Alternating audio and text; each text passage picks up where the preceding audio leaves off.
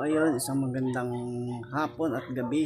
Mamaya gabi na pagpo-post ko ito dahil check ko ito kung anong status talaga nitong battery ko dahil hindi ko mawari. Sabi nito ano ba nakalagay dito, ayan oh, kanina ay ano siya, oh nagbago na naman.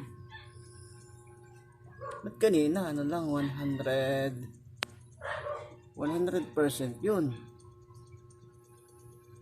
Oh, ibig sabihin hindi pa siya napupul, ganun ba?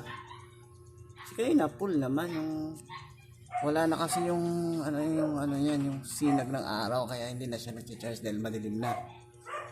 So ngayon 76 na lang. Ganyan kadalasan yung nakikita ko. Kaya nagtataka talaga ako.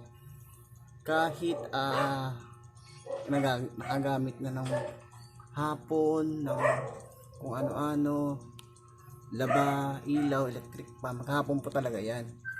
24/7. Yan. Pero ngayon, 76% na lang. Kanina, mga 4. Ano yan 100%. Siguro nag-uumpisa pa lang. So, yun nung update ko.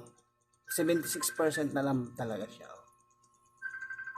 Thank you for watching and God bless.